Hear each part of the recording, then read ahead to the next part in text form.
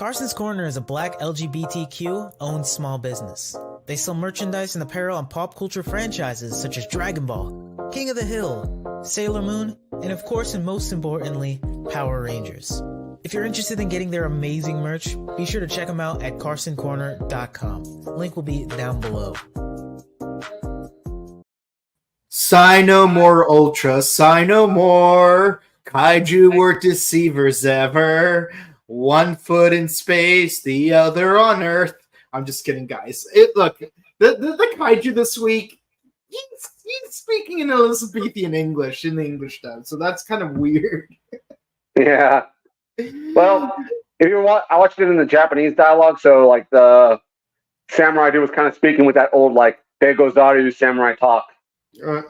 Yeah, no, I am curious. Yeah, because here's the thing: like, I understand Elizabethan English, and 400 years of linguistic evolution, it's practically a different language from modern English. But at least, I understand Elizabethan English. I don't even fully know modern Japanese, so I wouldn't even know what feudal Japanese sounds like. Yeah. Yeah, but if you want to educate me on that, I'm more than happy to, because I do find linguistic evolution to be really interesting. I'm not too well versed on that either, but I know, he did kind of have like that feudal talk, like that Degozardo, which is more the archaic form of Desu. Right. Oh, that's cool. Are you a fan of Chambara films? And if so, what are some of your favorites?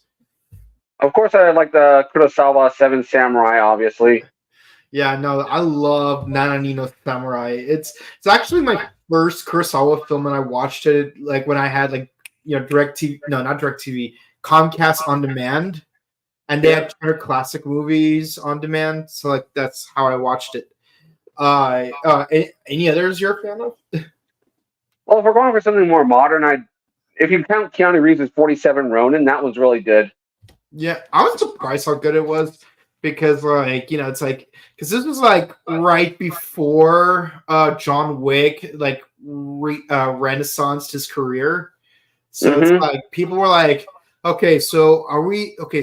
we getting Devil's Advocate Keanu Reeves, or are we getting The Day the Earth Stood Still Keanu Reeves?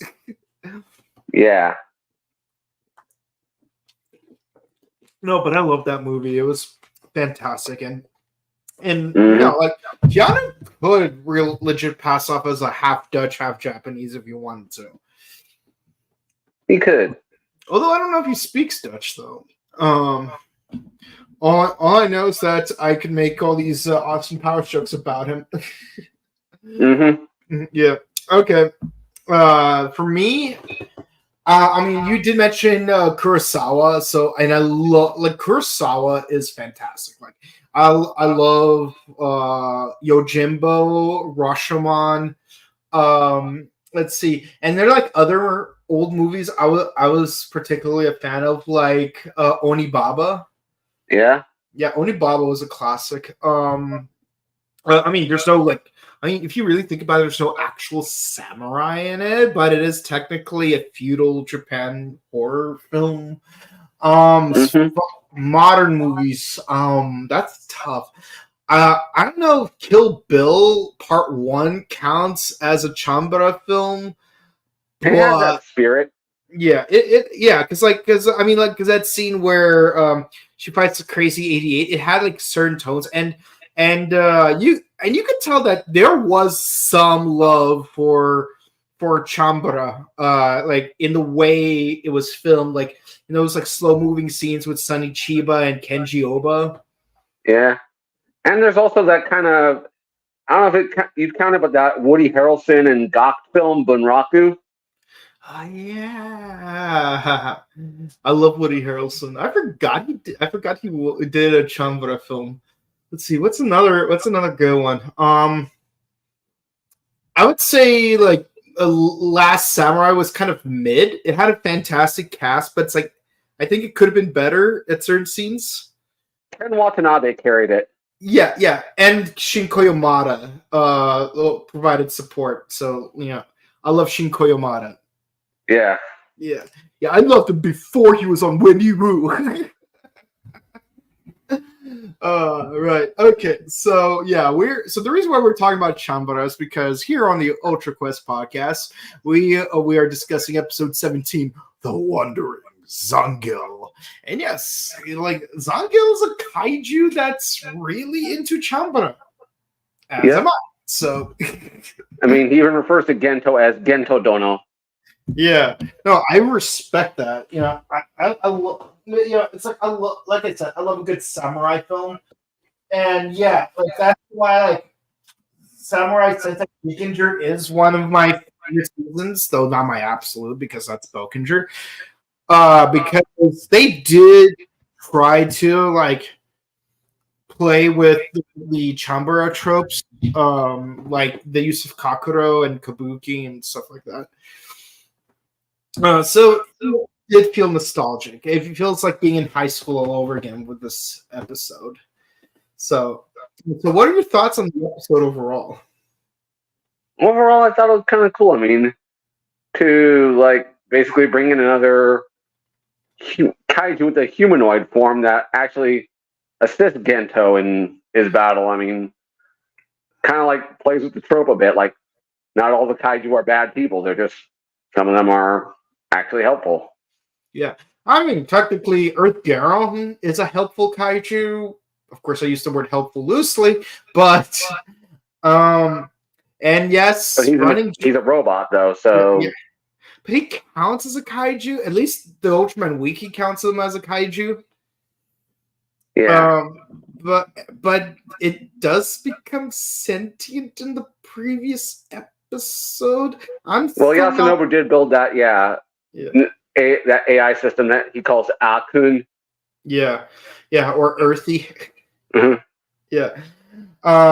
But yeah, I mean, the only other time we've seen a humanoid kaiju was in actually no. The last time we saw one was in the Planet of Music episode. Because you got that string quartet that were technically kaiju. Yeah. Yeah, so that they count. I don't know if they're bad guys or not. It's not quite clear because they are technically destroying Earth, but they're not doing it for the sake of destroying Earth, so that's not quite clear. But I think we can all agree that the Aurora are definitely bad guys. Yeah. Yeah. Oh man, the Aurora. Those guys are crazy. But yeah, so we do see the Beal kaiju again in this episode. But it's very odd because it's just it's not causing any damage. But then this mysterious swordsman shows up and single-handedly slices it down. So that's kind of cool. Yeah. Yeah, that was a cool scene to see. But of course, that leaves everyone confused. So everyone's like trying to figure out. Well, the kaiju were all destroyed in the same. All the kaiju appear in the same place that they were originally destroyed when we first fought them. So let's investigate what the link is. And of course, Gento happens to come across this mysterious person with a glowing green rock. And last time we saw a dude with a glowing green rock, a new continent in the Atlantic rose up and Superman died. So yeah. But yeah, no, this dude's name is Zangill, and and basically we find out some interesting things about his backstory. He's a kaiju, and he likes Chambara, so he's speaking in Elizabethan English in the English dub. Mm-hmm. Yeah. He's using informal pronouns like thou, thine, thy, and I'm like, but if you're trying to show respect to Gento, shouldn't you use formal language? You, your, kind of, yeah. Yeah. It's like this kind of perpetuates the misconception that a lot of people have that the use of thou, thy, thine is supposed to be more formal because Shakespeare, it's so fancy. No, actually, it's the opposite. Shakespeare wrote his plays for the common folk. He was Dave. He was the Dave Chappelle of his time period. Kind of like how, or Mozart was kind of like that for composers. Yeah, very body. Yeah, he wasn't doing it for the snooty upper class. He was doing it for the common brother man, like down on the streets.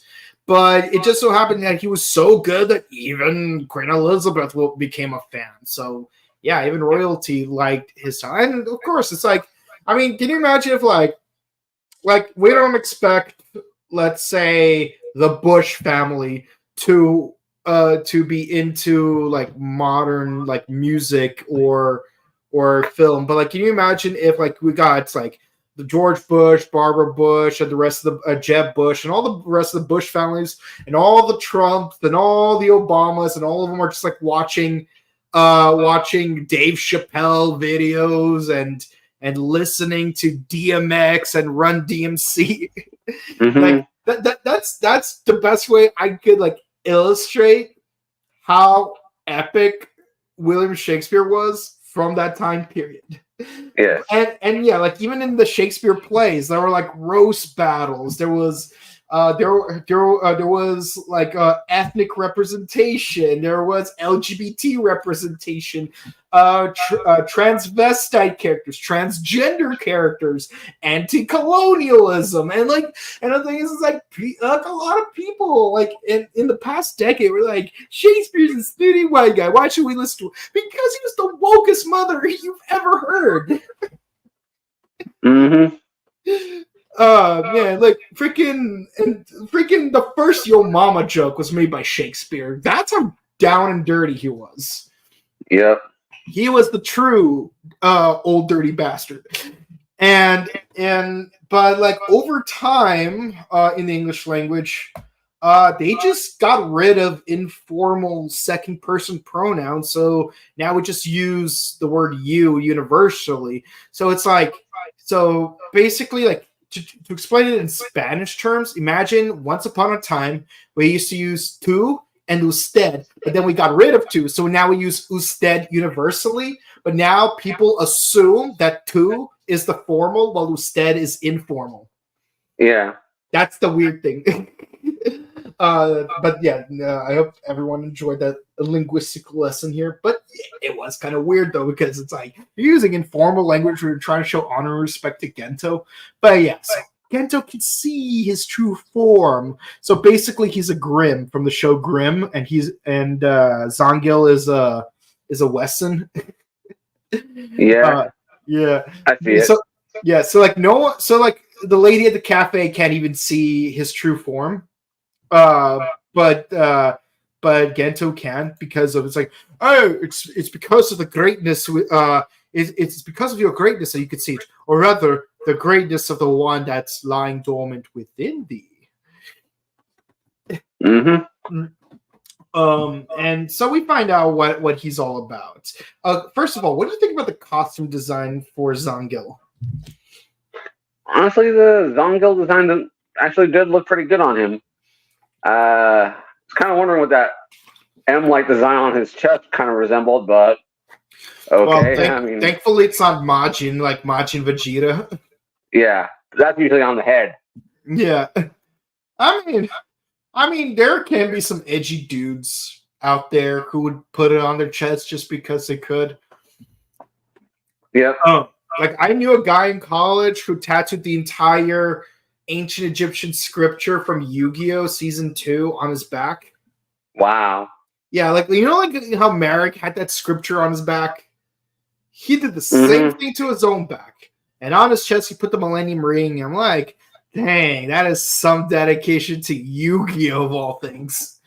Indeed. Yeah, I mean, it's like, there's nothing wrong with liking Yu-Gi-Oh! There's nothing wrong with getting a Yu-Gi-Oh! Tattoo.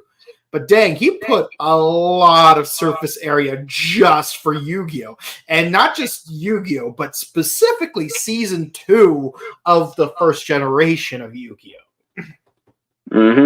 So, I mean, yeah, Millennium Ring was in the first season, but Bakur's more prominent in Season 2 anyways. But yeah, that is some crazy dedication. But yeah, turns out that he used to be a swordsman. He was in Chambara culture, more specifically the feudal era of Chambara culture, and he was defeated by a mysterious samurai who cast him to collect the souls of 108 kaiju. I'm like, hold on one second. Okay, I get where the number 108 comes from, but the overall premise seems a little similar to Kamen Rider Ghost. Kind of does. Because he has to collect 15 souls in 99 days. And then 15 plus 99 equals 108. I'm just kidding. I'm not Jim Carrey. Yeah. I don't know if you've ever seen that YouTube video called The Number 47. No, I don't think I have. It's a parody of the movie The Number 23, where everything adds up to 47, even when it absolutely doesn't. Like even that 9/11 scene where like you know how like in the original movie it's like September 11th 2001 9 plus 11 plus 2 plus 0 plus 0 plus 1 equals 23. So he's like 9 plus 11 plus 2001 that equals 47. It's like, guys, 47 minutes I was just taking a dump. But yeah, no, he has this green crystal, which absolutely does not have the power of the Dragon Zord. Has to absorb 108 kaiju souls. And for those of you wondering, why 108? Well, are you familiar with Kamen Rider Drive? Well, allow me to explain it to you. See, if you take 2 to the second power and then multiply by 3 to the third power, you end up with 4 times 27, which equals 108. Okay. And that's why he has to collect 108 souls. This has absolutely nothing to do with the Buddhist belief of the 108 kleshas that prevent you from achieving enlightenment. Now, if you want to go a little bit to the west, if you get 2 to the third power times 3 to the second power, you end up with 8 times 9, which equals 72, which is the number of transformations that Son Wukong has. Okay. And that's why we have to make this podcast last 72 minutes. I'm just kidding, guys. We don't have to. No, yeah. All right. So he's like, sorry, Getrodon, I need you to help me find the last soul. Why should I help you? You're an alien. At least that's what us Earthlings call you. See, the thing is, it's a vengeful spirit. Otherwise, I would not be able to stop it. And if I don't capture it, my soul will be left in limbo forever. Like, okay. Oh. Okay, you don't have to beg. Guys, I don't know this person. I'm gonna pay my check. Keep the change. Okay. Yeah. Yeah. Like, get to like honestly, like it scenes like this where I'm glad that they got Johnny Young Bosch to voice Gento, because this is something I can see real life Johnny Young Bosch doing if he was in that same situation. Yeah, that's something I could see as well. Yeah. No, like if you ever met Johnny in real life, he is hilarious in real life. Like he does. I have met him. A lot of jokes. Like I remember this one time when the bandmates would compete over who could jump the most chairs. Oh, what? Yeah, it's like you would stack up chairs and then you do a high jump over the chairs. If I recall, Polo won, but it could be wrong. All I know, so, yeah. all I remember is that Maurice was definitely the tallest, so you'd think he would win. But Ginny was definitely not playing. It was just the boys. Anywho. But yeah. So we finally encountered the final kaiju, the 108th one. The kaiju to end all kaiju. And it is, yeah, it's the rainbow dude. It's a rainbow dude. Yep. Not fun. Not fun. Well designed. Not fun to fight against, though. Yeah. So he's back for round 2. Yeah, so I'm gonna be real with you. One of my favorite scenes of this episode is that really long tracking shot of this highway. Yeah. Yeah, like it was a really long shot, and knowing the fact that this is all a giant scale model is really impressive because look at how much detail went into it. Like making generic buildings, that's probably not too difficult.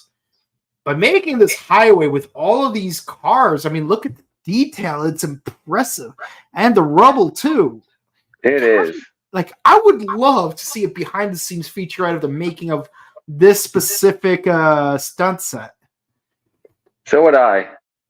Yeah. And of course, that truck is about to fall down, which thankfully there isn't a child trapped inside because there seems to be a really long track record of that happening because we've got Amazing Spider-Man, and then we got a legendary battle with Tommy Oliver. Yeah. And then we get it again in Far From Home. No, not Far From Home. No Way Home. Yep, we do. Yeah. So that is a lot of people trapped in vehicles. Oh, but you know who did it first, though? Fantastic Four at the Golden Gate Bridge. Yeah, they did. Yeah. Yeah, the thing was like picking up that fire truck. That was really cool, man. I don't know if any movie did that before. I know that X-Men 3 came out after Fantastic Four, so it can't be that. Yeah. I don't know if anything happens in the first X-Men movie. I only saw it like twice. But, you know, what happens to Toad struck by lightning? Same thing as everything else. So, lightning attack. Oh, but first, I love how you got this funny scene where it's like, they're trying to communicate, and it's he's like, yeah. You know what that scene reminded me of? What's that? It reminded me of that scene, that episode of Kamen Rider Ghost where he teams up with the Juogers, and they look at each other's swords. It's like, wait, why does the Sunglass Slasher and the Juo blade look very similar? That's what I want to know, huh? It's like you got a blade, two diagonal squares, and then more blade. It's like, And they both turn into guns too. It's like whoever designed our weapons was not very creative. Yeah. But I will say this, it's kind of interesting. You got two shows running at the same time. One has cubes, the other has spheres. Quite a coincidence. Yeah. Next thing you know, you might get a show about cylinders. Yep, or prisms. Yeah. I mean, a cube is technically a prism. And so is a cylinder. They're both prisms, technically. Because, like, a cylinder is like two common surfaces connected by a parallel plane. True. So, like, a cube is effectively a square prism, and it happens to have and the perpendicular length happens to be equilateral to the two lengths of the plane. And a cylinder is basically a circular prism because you have two identical circular planes connected by, a perpendicular. Or we'll get the triangular types. Yeah, triangular prism. It's like, again, triangle congruent, two congruent triangles, and then connected by parallel lines. Yeah. No, I love studying geometry, 2-dimensional, 3-dimensional, 4-dimensional. I don't care. Give me a tesseract, and I'll go back to Elizabethan England and write you a poem. And I'll write you a sonnet in iambic pentameter. Okay. But yeah, no, it's kind of funny. So he imbues Blazar's sword with a thingy, and we get this really cool finishing scene. And we're thinking, Oh, yeah, all's well that ends well, right? Wrong. Plot twist. Yep. Plot twist. Plot twist. Plot twist. Thoughts. It just possesses the samurai Yeah. alien. Yeah. Yeah. Yeah. No, it was kind of weird. Yeah. Yeah. Yeah, so it just possesses his body and it's just kind of weird. So then the two of them just start fighting each other. Yeah. Yeah. And then to Earth going to the rescue. Well, Yeah. Well, at least he tries. he does, He tries. But at least he's like analyzing the fight. He's like, he did not actually defeat it. You know, and they're like, what? And of course, the two of them have like an epic sword battle, so you know what's coming. Cham cham bara cham bara cham bara bara cham bara. Oh yeah, I kind of do see like it does kind of remind me of like when Shinken Red fought Juzo near the end of Shinkenger. Yeah, yeah, or at least when he fought Shinken Blue and he was possessed. Yeah. Yeah. No, I'm gonna be honest. Like those were, I'm gonna be honest. Those were probably the best moments in the American version of the show. Not a lot to write home about, but like as far as the American version of the show goes, those were the best parts. Jaden versus Kevin, and then the part where Kevin like jumps into that ring of fire to stop the duel towards the end of the show. Yeah, that was fun. Yeah. But yeah, and of course, Earth. He says he used the blunt edge. He used the blunt side of the sword in the last second in order to stun his opponent. This is an ancient sword technique, but somehow it snaps him out of it. So Zangill just thanks our hero, and he just disappears into the ether of Nirvana and whatnot. Because like right before he goes, Gento tells him his name, and he's like, "Arigato, Gento Dono." Yeah, it was a cool scene, and I love how like the costumes like hyperimposed over his human form. Yep. Yeah, I whenever I hear the word human form, I'm thinking about that scene from Samurai Jack. In human form. What? In human form. I will see you in human form. You're right, in human form. I thought you meant. Oh, never mind. I will see you in human form. What? It kind of sounds like Uncle Ruckus. Really? I was going for Aku. Oh yeah, Aku. Yeah. Yeah. It's like 1. You will use no minions. All right, fine. 2. No supernatural powers. Okay. And 3. No shapeshifting. You will fight in human form. Hold on. That's 4 things. The last one's a 2-parter. I will see you tomorrow, samurai. Yes, I will see you in human form. What? Yes, I will see you in human form. Oh, right. In human form. Yep. Thought you meant. Oh, never mind.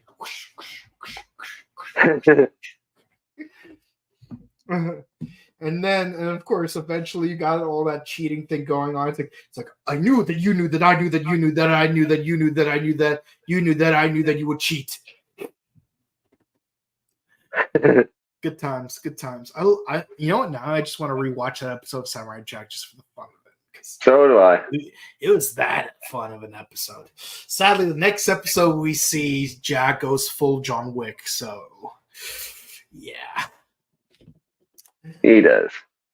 So, final thoughts on this episode. Any particular likes or dislikes? And what's your score out of 10? Overall, I did like the whole dynamic that Gento had with Zangill. I mean, basically 2 guys with supernatural powers basically trying to take down a kaiju, and finding out about. I mean, he was a pretty cool one-off character. Right. Honestly, it was a pretty solid like diversion from like the main story. Diversion from the main story. Mm-hmm. Yeah. Yeah. So what's your score? Honestly, I'd probably give it like a 9 out of 10 overall. Nice.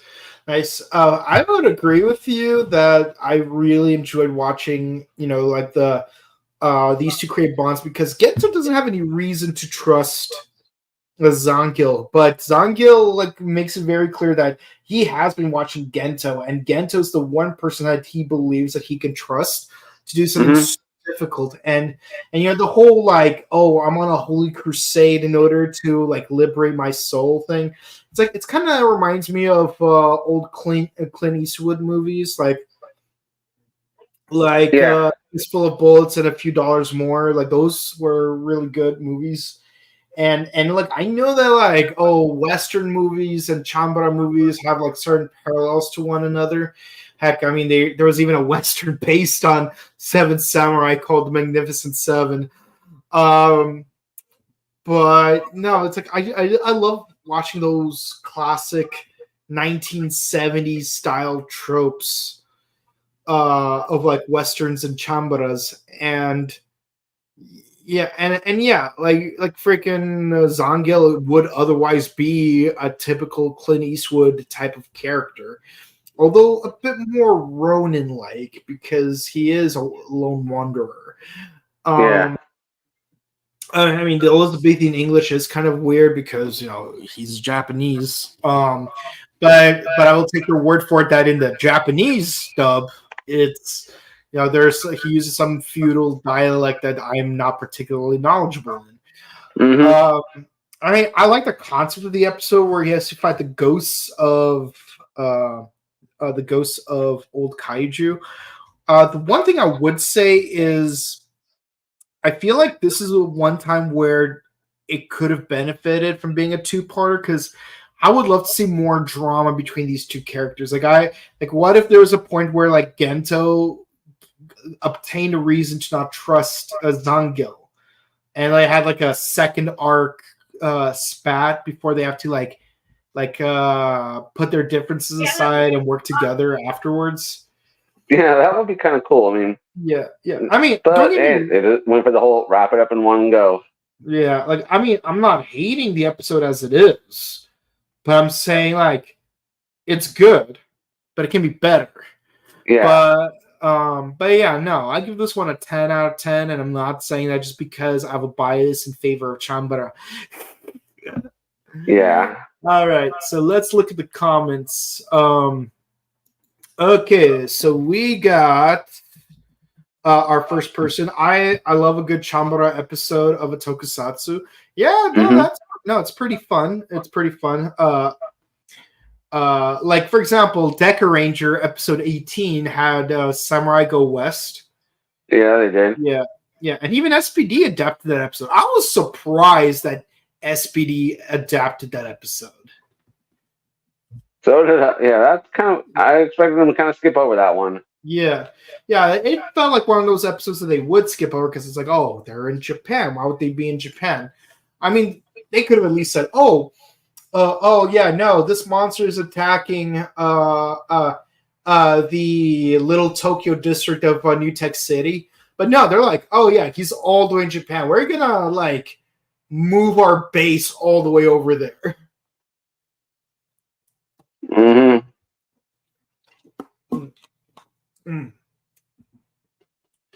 But yeah, no, Deca Ranger vibes. I love them, especially with Doggy Kruger because he is sort of a samurai.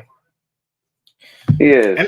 And actually, Doggy looked cool in a kimono. Not gonna lie, he looked cool. Oh yeah, I agree. Yeah, yeah, and not gonna lie, I wish they did do an SPD Mystic Force crossover because when Deca Ranger and Maja Ranger did it, just seeing two canine themed extra heroes fight each other with swords is like the coolest thing ever. I agree.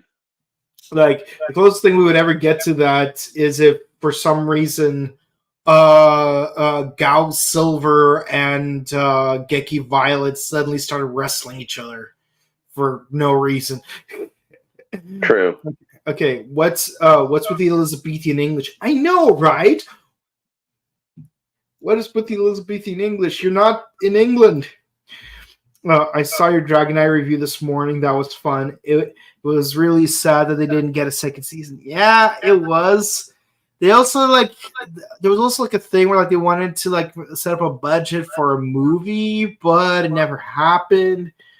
I don't know. If they actually, this is a really good question. I know this is an Ultraman podcast, but why not? If they got to get another go at adapting Kamen Rider, which season do you think would be best to adapt and why? I guess if you want to go with a safe bet, Drive might be a good one because, Americans also like cars. Mm-hmm. Yeah. Or XA because, the whole gamer aspect of it. Yeah, I think XA would be pretty good. Build also. I know that if they want to go for a kids vibe, if 4Kids TV suddenly came back, I could see them doing Forza specifically. In fact, when there was that whole thing about Power Rider thing back in 2012, a lot of people were speculating that they're adapting Forza. Yeah. But Dragon Knight, it was fantastic. We only had 2 choices to pick from, but it's definitely the superior of the 2 choices. And it wasn't just less terrible. It was just more good. Mm-hmm. Okay, I was confused by the ending of the fight as well. Yeah, I was why was he possessed? That didn't really make much sense. 10 out of 10. Okay, I'm glad you enjoyed. All right. Oh, that's it for the comments, guys. Thank you guys so much for watching, liking, and subscribing to us on YouTube, Facebook, Twitter, Instagram. Ding the bell icon. Stay notified for our latest videos. This is our last week of the year. Can you believe it? Mm-hmm. Which means next week, Gotchard and King Oger are going to go on break, which means we could do more Ultraman, or we could take a break. It's good opportunity to do either or. But the best way to know for sure is to ding that bell icon, just saying. But what we will say for sure is we got Gotchard this week to wrap up the first arc. We got King Oger to wrap up that penultimate arc. And then those are Wednesday and Thursday. And we got more Blazar this Saturday. So we're going to do episode 18. And then finally on Sunday, New Year's Eve, wonderful, wonderful New Year's Eve, we're going to cover episodes 17 through 22 of Kamen Rider Build. So we just did the movie this week on Christmas Eve.